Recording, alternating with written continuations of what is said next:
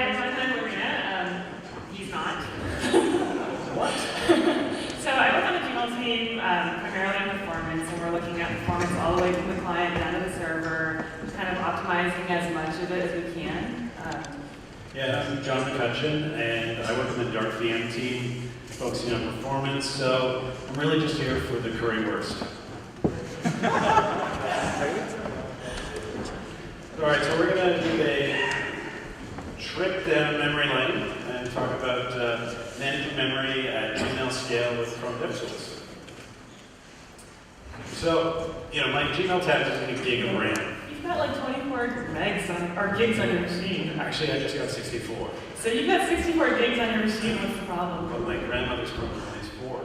Well, that could be a problem. She might need a new computer. Or, maybe we can fix this problem. So, when it comes down to the age-old performance versus memory trade-off, 9 times out of 10, developers will choose performance, because really what you want to do is give your developers or your users the best experience possible. And, having a nice, fast, responsive ad is really what you're after. Using a little bit of memory when we think that we have modern machines with lots and lots of memory, it's an easy to crack. So, just to be clear, you're saying that, the assumption is that you can use as much memory as you want, and performance is just going to get better because you can cache more of it. That's the typical thinking, exactly. Yeah. But you've all probably seen the Chrome side tab, and usually this comes up when you've run out of memory. And so, keys dead Jim, it's not a fun thing to see, and we really wanted to fix this. We were hearing a lot of people saying that their Gmail app was causing keys dead Jims in their browser. So we didn't really have any data though. We didn't know, how often this was happening. We have a lot of users. We didn't know what percentage of users were experiencing memory problems, but we had lots of anecdotes from our friends and family. And then we kind of started explaining around it a little bit. We tried to see, if we do common actions, compose messages, read messages, delete stuff, how common is it for memory to grow by performing these actions, and is it growing uncontrollably? So we started to look at some tools as well. We were using the Chrome DevTools, but really they never were intended to scale to applications that were as big as Gmail. Gmail has become quite large over the years, and so we'd start using it, and the DevTools would crash. So this is a problem. Yeah. And it turns out that this is not just Gmail's problem or any other large web app's problem, because really Chrome will put multiple tabs in the same process. So if one tab crashes and runs out of memory, then all of the tabs that are in that process will crash as well. So even smaller web apps that are just static pages of text could be sharing a renderer process with with Gmail, and they could all crash. So this is a problem that we wanted to fix on behalf of all web apps. Yeah.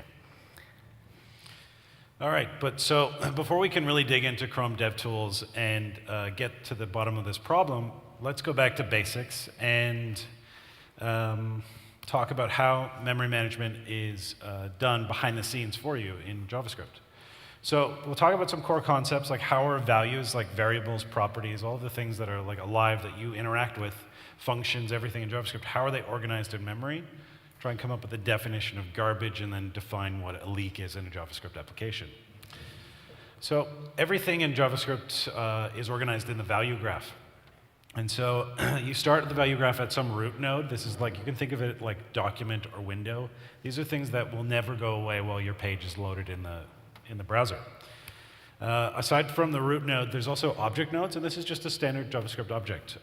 And what makes it distinct from scalar nodes is that it can actually reference other values in the graph. Scalar nodes are bools, numbers, things like that. Those are always the end of the value graph. So all values have a retaining path, and this is a very fundamental concept when it comes to managing memory effectively in JavaScript. So if we look at the green node here, it has 2 retaining paths, actually. It has the retaining path that starts at the root node and traverses along that edge. And the second retaining path starts at the root node and traverses along those 2 edges. So if you wanted to free the green node, you would have to cut both of these retaining paths. They would have to be removed from the graph. Otherwise, it's going to remain in memory. So let's say we wanted to remove the red node from the graph. We could start and cut that edge. At that point, the red node, along with the green nodes, they're garbage. They'll be collected, returned back to the system. You could also cut this edge or this edge. Any of these edges are going to remove the red node from the graph. And as a JavaScript application developer, you need to be aware of the retaining paths to these objects when you're trying to clean it up. So this is what garbage is. Garbage is a value that cannot be reached from the root node.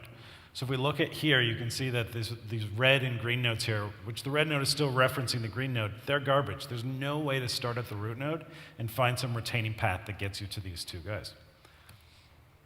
So garbage collection is like in a very simple way. It's just finding everything that's still alive. You're not finding what's dead, you're finding what's still alive, what's still in the graph, and then returning the memory used by the dead objects back to the system. So in this case, these two guys are dead, and we can, they'll be returned back after a garbage collection cycle. So similar to a retaining path, there's also a retaining size, and this is how much memory you're going to give back to the system if you were to cut this value out of the graph. So the yellow node's retained size is the size of itself plus the size of all of its descendants that would become garbage if the yellow node was pulled out. In this case, the yellow and the green. And we can pull back and we can say that this new yellow node's retained size is the sum of the two other nodes. And if you pull all the way back to the root node, which you can never free, you can never remove from the graph, its retained size is everything in your page. So now that we kind of understand the very basic operation of garbage collection, let's look at leaks. So a leak in JavaScript is just you've made an error and you've actually left a retaining path somewhere in your application, maybe through the DOM or through an event callback or something like that, where you expect some object to have no more references and be returned to the system, but it doesn't. It's a programmer error, always. So let's look at a really simplistic version of Gmail, where we have email and we're going to make a div element and put the message inside the div element. And then we're going to add that div element to a display list of things that we're showing on the page. Very simplistic, but it gets the point across. So this is a subsection of the value graph here. We have the email object, and it references message, and then message has a special type of native reference to the DOM nodes, which are managed independently from JavaScript objects. And then we have our display, and it has a list of DOM nodes which are being displayed on the page.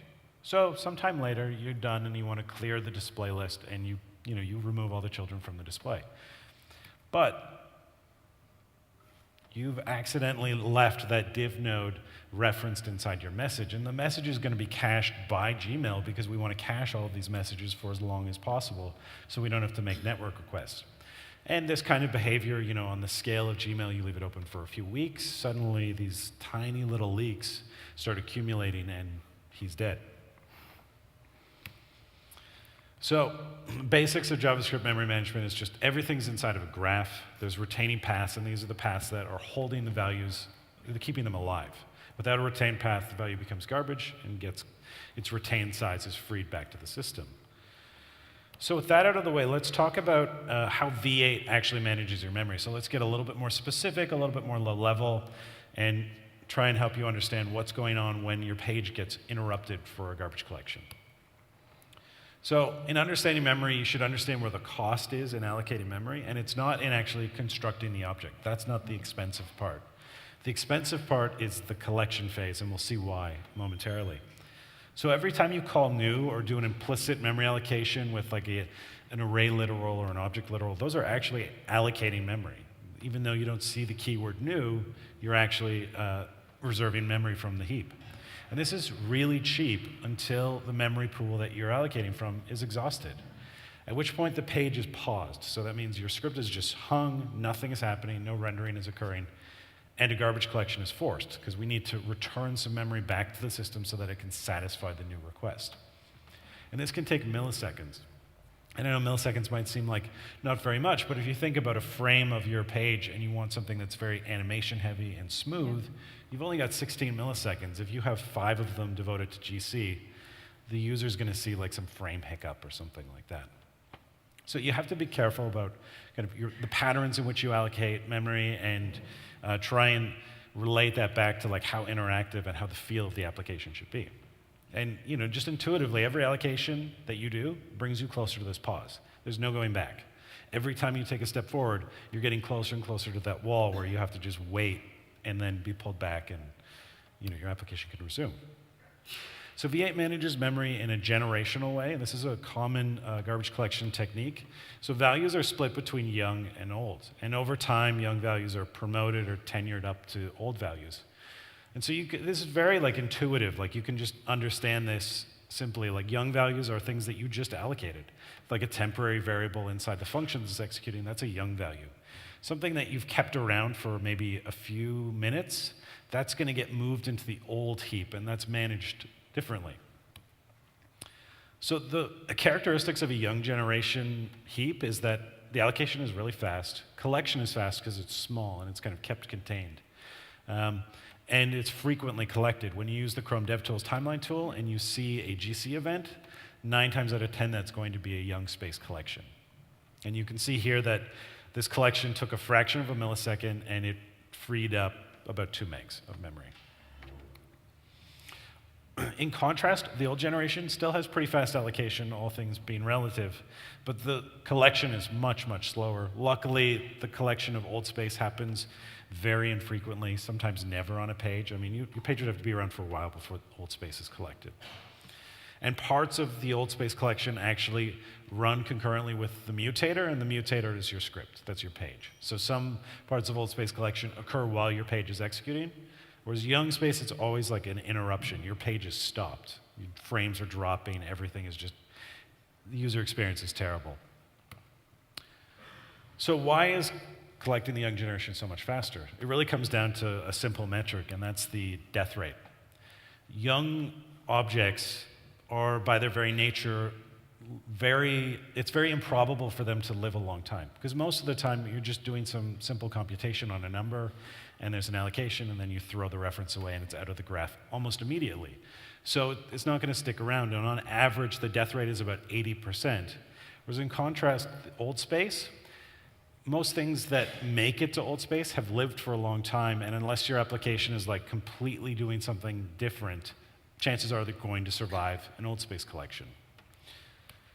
So considering that what's going to cause jank on your page is a young space collection, let's actually walk through what's going on when you allocate memory and then when a collection occurs, so you can kind of understand when you're writing your page how to try and avoid this. So the young generation in V8 is split into 2 equally sized halves, the to space and the from space. And when you call new or do an implicit allocation, memory is being reserved from the to space. Later on, we'll see that during GC, the from space is used, and we'll see this in a moment. So assuming your to space is empty, it's all unallocated, your page is humming along, and you allocate object A, and then B, C, and D, and everything's great. It's really fast, no interruption, the allocation is basically free, it's awesome. And then, you try and allocate E. And you don't have enough memory inside the to space to satisfy this. So what happens is your page it's kind of backed up. E never is allocated. Your script is just waiting there, ready to resume after the GC occurs. So what happens is from and to space are just swapped. So to space is now empty again, and from space has all of the objects which you previously allocated. And then the live values are found. Again, you don't find dead values, you find the live values. And so B and D in this case are now, they're dead. We can return the memory back to the system. And what happens is basically A and C are allocated again and they're copied into the new to space. And this copy is actually where almost all of the time in a GC is spent, because copying implies I/O, and that's just expensive relative to CPU computation these days. So what happens is A and C get copied there, and from space gets cleared. It's free. You're just, you don't care what's inside that memory anymore, and you can just pretend that it's empty. And then you can allocate object D, and your page is resumed. So this, in a nutshell, is what happens during GC pause. When you're looking at the timeline event and you see your page was paused for 2 milliseconds, this just occurred. And of course, we're looking at a very small scale in the slides, but in something like Gmail, I mean, there's maybe hundreds of thousands of objects that have to be walked and copied that survive. And then there's also the tenured where you get copied from young space to old space. So intuitively, you have to understand that each allocation moves you closer. There is no going back. Every time you allocate something, you're inching your page closer to that pause. Collections pause your application, it leads to jank. Users just think like, oh, this page is kind of like low quality. Maybe they don't want to come back. So you want to minimize this as much as possible. All right, so now we're going to talk a little bit about tools and techniques. You got the background down, so let's talk about what we actually did in Gmail. So first I said we were starting out from nothing. We didn't know how common this problem was, so we wanted to collect some measurements from our users. So to do this, we used the Window Performance Memory API, and we collected, this returns 3 values. It returns the JS heap size limit, which is the maximum amount of memory that can be allocated before the he's dead gym, and then the total JS heap size, which is the total amount of memory that has been allocated so far, including the free space, and then the used JS heap size, which is actually the amount of live memory being allocated. So is the total, like that's the high water mark? That's the high water mark, yeah, including free space. Yes. And then the closer the total gets to the limit, the closer you are to that he's dead gym, right? So what we did was we collected this data every 30 minutes for Gmail users. And then we aggregated it, and then we could actually see like how does our average user compare to like our power users, right? So we could see the difference between, you know, say people who are very active on their email and leave it open for a very long time, get hundreds of messages a day versus like the people who log in every once in a while, have 1 message a week, and aren't using it quite as much. So we could see the difference between there. And then once we had this data, we took a user, and we followed that person for 3 days. And we kind of watched what happened to both their memory and their latency. And we saw that over time, as that heap grew, their latencies increased as well. And so this fits with the idea that like the heap's getting bigger, there's more GCs, more things are surviving. Right. These So GC like costs every message click to open a message was taking longer than it did when you had the smaller heap. So that was really interesting for us because it turned out that more memory doesn't always equal better performance. So now we knew that we had a problem, but we needed to figure out how to fix it. So for that, we turned to the Chrome DevTools. So the first thing we like to do is to use the memory timeline. And using the memory timeline, you can perform a set of actions and watch in real time. So this graph in particular shows the number of DOM nodes that are allocated. And we know that the number of DOM nodes corresponds directly to how much memory is being used by the page. So as we performed a bunch of actions, we could see the number of DOM nodes growing. And then we can force a garbage collection, and you expect to see that number drop, right? And if you pick an action that you expect not to result in a net increase in memory, then you should expect to see that the number of DOM nodes drop down to your baseline. So we found that if we do this particular action a bunch of times and then collect garbage and it didn't reach the baseline, turns out we have a leak. But now what? So for this, we turn to the object tracker, and this is live as of Chrome 29. And this will actually allow you to perform actions in your app and see a live tracker of allocated objects. So it'll take heap snapshots periodically as you're performing these actions, and then you can see the deltas between each periodic heap snapshot and be able to figure out what new objects are in the heap at any given time. So up here at the top of the object tracker, there's color-coded bars. The blue will indicate live objects, and the gray will indicate objects that were allocated and are no longer live. And so you'll actually see over time blue bars go gray. Right. As they're collected, they'll turn gray. And then at the top, you can kind of expand or make your window smaller to see exactly the difference at a particular period in time. And then down below is the regular heap profile contents, and this is the heap profiler that's been in DevTools for quite a long time. But here you can see exactly the contents of whatever window you happen to be looking at. So I think it's probably better done with a demo. So we wrote a very simple mail-like app. Just like Gmail, we cache messages for better performance, so we really want to not have that network request right when you hit a message to open it. So we want to cache it in the browser and make sure that when you click on it, it just has to display it. So in this particular example, we have a cache size of 5 messages. So this means that we should never have more than 5 messages resident in memory at any given time. So let's check it out.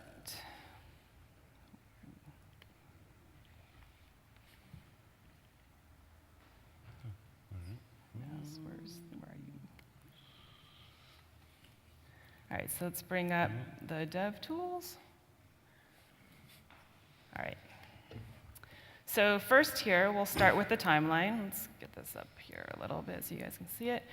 And we'll make sure the DOM node count is being displayed, and we'll turn off the others so we don't have quite as much noise. So we'll start it. Let's scroll through these messages.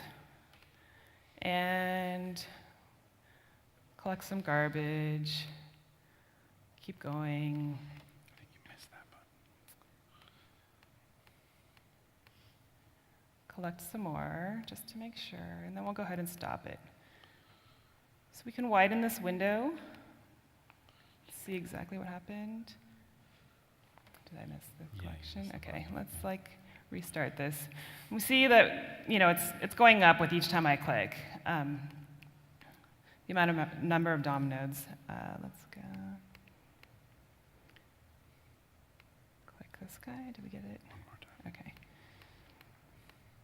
So we see at the top there's a running timeline in the blue line, and that can show you overall what's happening. And then we'll click this again, and let's go ahead and stop this. Okay, so if we widen this window, we can see the whole timeline here. We see a little drop when we collected garbage, but it didn't drop all the way to the baseline. And this is something that we expect. We expect it, once the cache is full, we expect it to drop back to the baseline with every 5 messages. And it didn't look like it did that. So from now, let's move over to the Object Tracker Profiler. And we're going to go ahead and refresh this tab. So we'll start with a clean slate. You really want to do this in an incognito window as well, so that you don't have any extensions that you may have installed in your browser affecting your performance and your memory. Yeah, actually, so if you have an extension loaded, and we all do, that all the objects that the extension creates will show up inside the heap profiler. Right. So incognito tab is always recommended. Yep, keep things clean. So we've refreshed. We're starting with a clean slate. So we're going to go ahead and start recording. And let's scroll through these messages again. And as you see, I'm clicking to the next message. These messages are being loaded, and they're blue. They're live. And then let's go back down.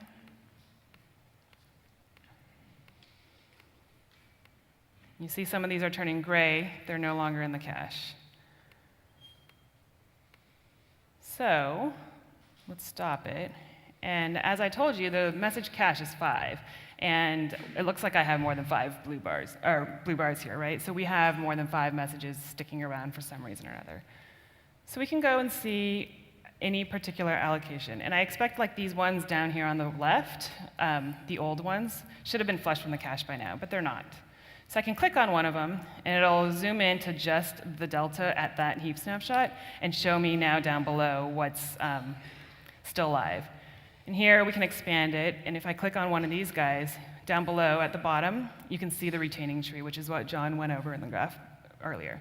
So this will show you, this can help you find bugs, because what was happening here was that we were saving a reference to every 3rd message in our cache, and that reference was actually never removed, and so these messages could not be garbage collected.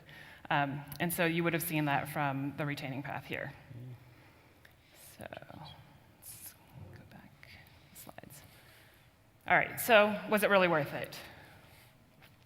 I'd say so. This is the stats that we were collecting from Window Performance Memory API, and this is over a period of about a year.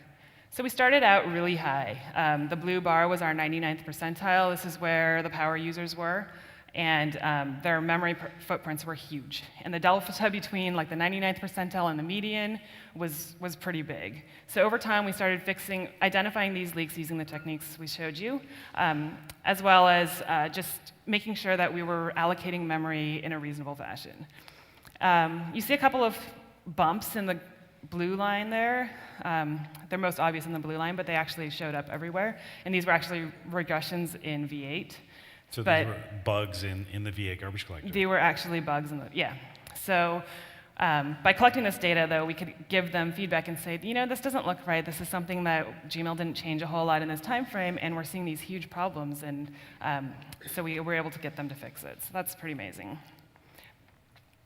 So really, this is a call to action. So we showed you that the bigger the footprint, the more you see these pauses, the more you'll be able to see them in your actual application performance. So these latencies were going up. These pauses were actually affecting our use. Mm-hmm. So the traditional memory versus performance, it's not as traditional as one might think. Yep. So you should really ask yourself these questions. I mean, how much memory is your page using? Do you know? I mean, Loreena knows exactly how much memory Gmail is using and brought it down by a massive amount. Then you should all be doing this on your pages because it just improves the feel of the application. Pages are becoming really animation heavy, and it's awesome, but every little GC pause that occurs during an animation is going to make your user think, it's not the highest quality site. Yeah, and like if you look at your browser, a lot of times at the top of the bar, you'll see like 50 tabs. Chrome is not going to fork, 50 or 100 render processes, so they're going to end up in the same process. So you kind of want to make sure that just for your own sanity, as well as your users who are, browsing to multiple sites at the same time, they're having a good experience. And, is your page leak-free? Gmail wasn't. I mean, there was some issues where over time, some common operations were leaking probably tiny amounts of memory, but if you want your page to be kind of an application and your end users expected to spend a lot of time with it, these tiny leaks add up. And they're not just, chewing up memory, as we've shown, it also just decreases the quality of your site's experience. Yep. And, users these days have very high expectations for web apps. They've got to perform as good as native apps. Yep. So making sure that you're GCing as infrequently as possible, like these tiny little, even fractions of milliseconds can really add up. If you start allocating more and more memory, these pauses are going to take even longer. So the more data that needs to be copied from the to space and the from space, like we want to kind of minimize that and make sure that these pauses are short and infrequent. So we showed you a bunch of tools. The API to be able to collect data is really key. The Heap Profiler and the continuous version of the Heap Profiler, the object tracker, can all be used to both identify and actually fix these problems. Mm-hmm. Thank you. Thanks, everybody.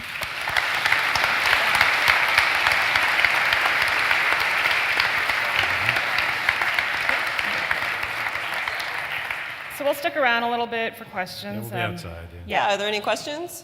Or we could do that. Lots of questions. Okay. Yeah, so have you tried approaching the problem from another way around? So from my viewpoint, it would be so nice to be able to say for instance, okay, let's set 4 megabyte budget for my page. And basically that we would be able to see that, okay, given this crappy phone that I'm sort of trying to simulate, okay, this is how often it would be run the garbage collector. Would it be possible to, for instance, have a writable properties for this window that performance, that memory? I don't see why it couldn't be. I mean, Yeah. You're right, certain devices are very constrained by memory. Like a desktop machine these days, it's pretty massive, but yeah, I think that's a good idea. Okay, one more over here. First of all, I want to say it was a very good presentation. I really liked the slides on the garbage collection. My question is, do the Chrome developer tools show external memory allocations from things like typed arrays or buffers in Node.js? Are they counting against the retained size? Do you know? I believe typed arrays should show up. Yep. Okay. And certainly DOM nodes and things like that, which are external allocations, Yeah. are there as well, yeah. Yeah. All right, thanks. All right, so I think we're going to keep this track rolling so that we don't get behind. You guys can catch up with these guys at the break if you have any more questions. So stay tuned, and our next speaker will be up shortly. Thanks. Thanks, everyone.